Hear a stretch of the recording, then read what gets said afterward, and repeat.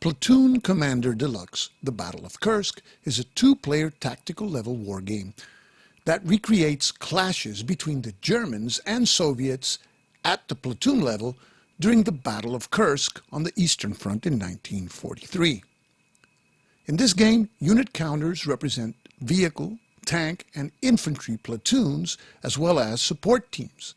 Each hex on the map represents approximately 150 meters, and each turn 15 minutes of real time. This is a game of low to moderate complexity, and solitaire suitability is medium to high. Let's take a look at the components. Two 11 by 17 inch mounted map boards. The map boards depict a fictional area consistent with the terrain where the Kursk campaign was fought. Thus, the map shows large swaths of open terrain, roads, towns, cities, hills, and cultivated fields. The game includes 252 1-inch counters, showing units representing platoons of tanks, infantry, and combat support troops. Among the counters are various markers used to keep track of various game functions. Let's take a look at the information in a unit counter. This is a Soviet T-34/76 tank platoon. This is the unit's armor piercing factor, which is used when firing at armored fighting vehicles. Below is the unit's high explosive factor, which is used when firing at leg units. On the right side of the counter, we see the armor factor, which represents the unit's armor thickness and difficulty to hit. Below is the close assault factor, which is used in close assault combat. In the bottom center is the unit's movement factor, expressed in movement points. A blast symbol denotes that the unit may move and fire. A circle means that the unit may transport other units. There are markers which are used to denote units that have moved, fired, are disrupted, as well as vehicles that have turned into wrecks and units that have dug in. There are also markers for aircraft and also focus and aid markers that serve a special game mechanic that we shall see further ahead. The game includes 18 action cards. Each card shows two sections, one that applies to the Soviet player and the other to the German player. Each player may play 2 cards per turn, and the cards provide unexpected actions and responses. The game includes 2 8.5 by 11 inch player aids. One player aid is two-sided and shows various charts and tables. One side shows the terrain effects chart, and the other side has the fire results table, a range color explanation chart, and at the bottom, the close assault table. The second player aid card contains the turn record track, a box where to place the focus marker to influence the initiative die roll, and a summary of the sequence of play. The game comes with 6 10-sided dice, which are used to determine the results of fire combat, close assaults, and other game functions. The die results in this game range from 0 to 9. The game includes a 20-page rulebook in full color. The actual rules cover 9.5 pages, and the remaining pages have the instructions for each of the 12 scenarios included with the game. In each of the scenarios in the game, the victory conditions are specified. In some scenarios, victory is achieved by control of certain towns, cities, or hill spaces. In others, by control of certain parts of the map board. And yet in other scenarios, victory is awarded on the basis of victory points. Let's take a look at the sequence of play. Each turn consists of 9 phases. In the first phase, initiative is determined by having players roll a die with the higher rolling side gaining the initiative. In the draw action cards phase, each player draws enough cards to have their designated number of cards. In the rally phase, both players roll a die to try to rally their disrupted units. In the fire phase, players alternate conducting fire combat attacks, and all firing units are marked with a fired marker. In the movement phase, one side moves any and all their eligible units, and then the other side may move any or all of its eligible units. All moved units are marked with a moved marker, and while units are moving, the opposing player may conduct opportunity fire. The phasing player may also conduct moving fire with units identified with the blast around their movement factor. All opportunity and moving firers are marked with a fired marker. In the close assault phase, non-disrupted adjacent units not marked as fired may initiate close assault combat, and those situations are resolved. In the housekeeping phase, all fired and moved markers are removed. In the aid and focus phase, players may place, flip, move, or do nothing with the aid and focus markers provided to them in this game. And finally, in the last phase of the turn record marker is advanced one space on its track. Let's take a look at some examples of play. Most of the actions in this game have to be undertaken by eligible units, and eligible units are those that are neither disrupted nor marked with any other status marker such as a fired or moved marker. In this example, the reduced Panzer IV platoon is the only eligible unit. When a unit receives its first hit, it is disrupted, and we place a disrupted marker on the unit. If the unit receives a second hit, it is reduced. We flip the unit to its reduced side, and of course it retains its disrupted marker. If that same unit receives a third hit, it is eliminated, and if the unit was an armored fighting vehicle unit, a rec marker is placed in the hex. Fire attacks against leg unit targets use the firer's high explosive factor. Note that this unit's high explosive factor is 8 encased in an orange box. The orange box denotes the range of that particular firepower. It has a short range of 1 to 2 hexes, normal range of 3 to 4, and long range of 5 to 8 hexes as shown in the range color explanation chart. The attack here is at a range of 3 hexes, so the firing unit is in its normal range and there are no column shifts to be applied for range. The target, however, is in a forest hex. We consult the terrain effects chart, which indicates that for forest hexes, leg units in forest receive a 2-column shift to the left. So we start by locating the unit's firepower in the fire results table, which is 8, and we apply the 2-column shifts on account of the forest hex. And the attack will be resolved on the 4 column, and we roll 1d10. The roll is a 1, 4 possible hits.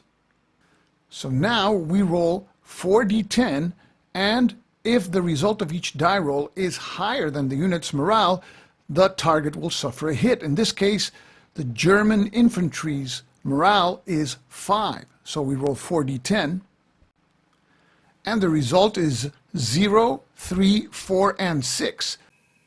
Only 1 hit. So the German infantry platoon is disrupted, and we place a fire marker on the T-34 platoon. Here, a Panther V platoon fires on a T-34 platoon, the range is 7 hexes. So this will be a long-range attack. Long-range attacks suffer from a 2-column shift to the left. In attacks against armored fighting vehicles, we start by taking into account the armored piercing firepower of the firing unit, in this case 10, and we subtract the armor value of the target unit, in this case 4. So this attack begins in the 6th column of the fire results table, and now we apply the 2-column shift to the left on account of long range. So we roll 1d10 on the 2 column, and the result is a 7, 1 possible hit. Russian morale in many of the scenarios is 3, so we roll 1d10. The result is a 4, so the T-34 platoon is disrupted, and the Panther platoon receives a fired marker. In this example, a T-34 platoon fires at a Panzer IV platoon, and the result of the fire is that the Panzers are disrupted. The T-34 receives a fired marker, and in a later round, in the same fire phase, a second T-34 unit fires at the Panzer IVs. The line of sight of the second T-34 enters the target's hex through a hex side which is not adjacent to the hex side where the line of sight of the first T-34 entered the target hex. Therefore, the Panzer IV is considered flanked, and flanking fire causes 1 column shift to the right. We see that the firing unit has an armor-piercing value of 8, the range is 4 hexes, and the defending unit has an armor factor of 4. We also see that the Panzer IV has a -1 superscript. This is its unit-specific modifier, and this is beside its armor value. This means that 1 will be subtracted from the die roll on the fire results table. So we start at 8, which is the firepower of the firing unit, and because of the flanking fire situation, there's a 1 column shift to the right. So we're at column 10, but because the target unit is 4 hexes away, this is a long-range attack for the T-34s. So there's a -2 or 2 column shift to the left. And the attack will be resolved finally in the 6th column with a -1 die roll modifier. We roll 1d10, the roll is a 6, modified to a 5, 3 possible hits. Notice that the cultivated field hex where the target is located does not provide any column shifts for vehicles, only for leg units. So we roll 3d10 and German morale is 5. The results are a 3 and a 1, which have no effect, but the 6 is higher than the Germans' morale. So that's 1 hit, and the unit, which is disrupted, is now reduced and retains its disrupted marker. So we place a fired marker now on the second T-34 unit. In the close assault phase, undisrupted units that are not marked fired may close assault adjacent units. Here we see this Soviet Guards infantry platoon, which will close assault the Tiger platoon, which has a fired marker. And in close assault, we use the close assault factors, which is the number on the bottom right-hand corner encased in a gray box. The Guards infantry has 12 and the Tiger platoon 4. The factors are compared and expressed as a ratio, but there's several things to take into account. As for instance, the terrain where the defender is, in this case a city hex, and we take a look at the terrain effects chart in the column of effects or column shifts for fire, combat, and close assault, we see there's a 2/2. The 2 applies only to leg units, so the Tiger platoon will not receive any column shifts on account of terrain. So here the situation is 12 close assault factors of the Russian Guard platoon against 4 close assault factors of the Tiger platoon. So that's a 3-to-1 ratio, and we roll 1d6. So we roll 4 dice to determine the number of hits on the Tiger platoon, and morale is 5. 0, 3, 3, and 9. The 9 causes 1 hit, which disrupts the Tiger platoon. Now, we check to see how many hits are inflicted on the Soviet Guards infantry platoon. We roll 3d10, and morale is 3. A 3, a 6, and a 7. The 6 and 7 inflict hits. So the Guards platoon is disrupted and reduced. And the close assault combat ends right there. Now let's suppose, for instance, that instead of the combat result that we saw now, the Tiger platoon suffered 2 hits, which would have reduced the Tiger and also placed a disruption marker, which we placed beneath, and that the Guards infantry platoon suffered only 1 hit, in which case it would have been only disrupted. In that case, because the defending unit received more hits than the attacker, it must retreat 1 hex. And now we check to see if the attacker can advance into the hex, but only eligible units that participated in the attack may advance. And the attacking unit had a moved marker, so it's not an eligible unit. But let's say that the attacker did not have such a move marker on it. It may now advance into the vacated hex. In this game, there are 18 action cards which provide different actions that players can undertake during the indicated phase on the card. The cards are organized with the Soviet action on top and the German action on bottom, and on the left side it is denoted the phases when the card can be played. For example, this card, Za Rodinu, can be played during the fire or movement phase to remove the moved or fired marker from 1 hex. So for example, here we see a Soviet group of units. This card can be played to remove the fire marker from the T-34 unit. This card, Artillery Barrage, may be played by the Soviets in their fire or movement phase to execute a 6 firepower attack. And all artillery barrages in this case affect 1 hex and 2 adjacent hexes. So all 3 hexes where there's German infantry here in the forest could be attacked. However, the German can counter by immediately playing the 999 card, which negates the last Soviet card played, and it has to be played immediately, as is the case here. So in this particular example, the German infantry units are spared a Soviet artillery barrage. In this game, each player receives a focus and an aid marker. The focus marker represents the commander's focus in a specific area of the battlefield. So for instance, let's say that in this particular example, Panzer IV fires on a T-34 platoon, which is 4 hexes away, and the die roll is an 8, which would have produced in the final 2 column 1 possible hit. The German player decides to use his focus marker and flips it to the side that only shows 1 die. And the die is re-rolled, resulting in a 5, which produces 2 possible hits. Notice that if the die result would have been worse, for example, a 9, the German player cannot backtrack and has to live with that result and has burned that use of the focus marker.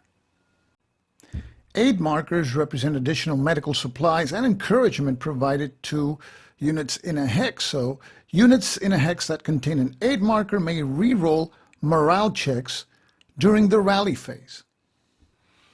And it's important to remember that the rally phase is the 3rd phase of the turn. So during the aid and focus phase, players can shift and move the aid and focus markers so that they can be useful, for example, during the rally phase. And during the aid and focus phase, players may, if they want, do nothing with these markers or remove one or both of them from the map, or they can flip the marker to the side that shows 2 dice. Or they can move the marker to another unit that is 3 hexes away.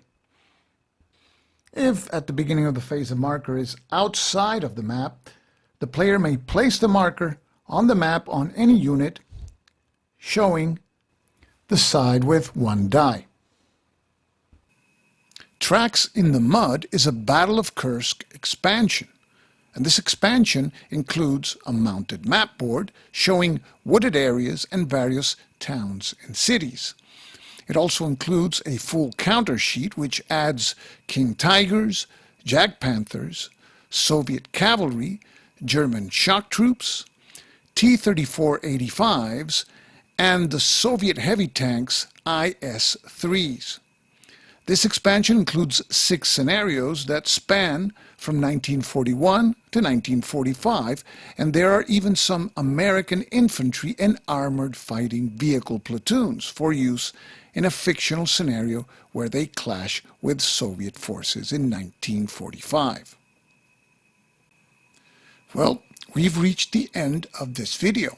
I hope the video has given you a good idea of what the game's about and what it has to offer. This is Stuka Joe, signing off for now, and I leave you with the setup for Scenario 6, Mini Stalingrad. Maestro Pancaldi.